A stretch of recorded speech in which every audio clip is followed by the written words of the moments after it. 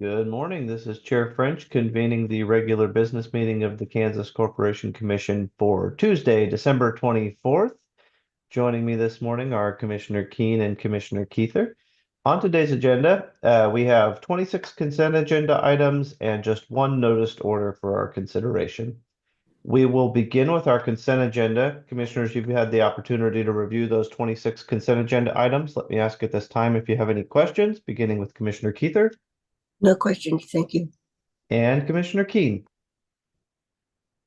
You are on mute. All right. Even unmuted, I have no questions. Thank you. I figured the result was the same. It's kind of a tip off with it. I'm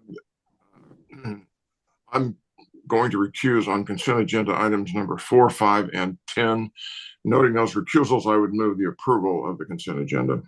Second. All right, we have a motion and a second to approve the consent agenda, and noting Commissioner Keene's recusal on items 4, 5, and 10.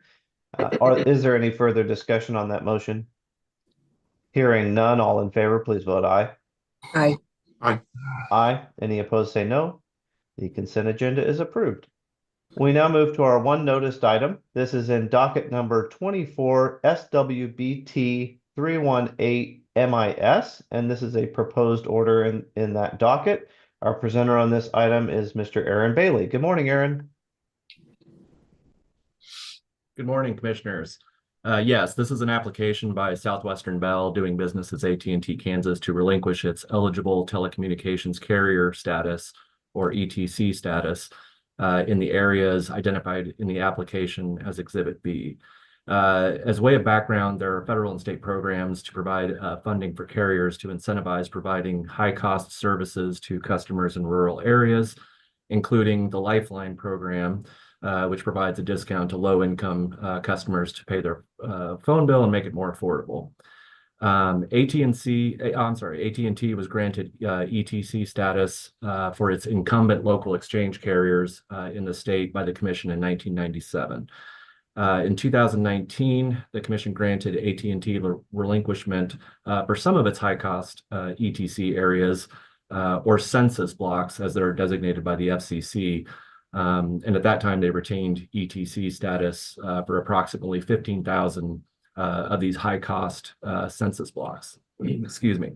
The current application requests relinquishment of ETC status in 14,600 census blocks, and AT&T is proposing to retain 1,518 census blocks. Importantly, AT&T will continue legacy voice service in the proposed relinquishment area, but AT&T does state that it only has 16 Lifeline customers in the proposed relinquishment area as of last year. So the Commission's authority for granting ETC relinquishment is through federal law, 47 United States Code, Section 214, which provides that an ETC carrier can relinquish its ETC status if two conditions are met. One, that the area is served by more than one remaining ETC, and then two, that the Commission requires that the remaining ETC carriers will continue service. Staff analyzed the proposed relinquishment area and found at least one ETC carrier is available in the proposed areas, and actually there are several in the vast majority of the proposed relinquishment area. So the first prong is met. In regards to the ability for the remaining ETCs to provide service, staff also found that because AT&T is continuing to provide voice service, the remaining ETCs will be able to continue to offer the Lifeline service. So staff is recommending approval of the application conditioned on some provisions that, one, we grant the relinquishment as to the areas designated in the application, and that AT&T will remain or retain its ETC status for the remaining areas.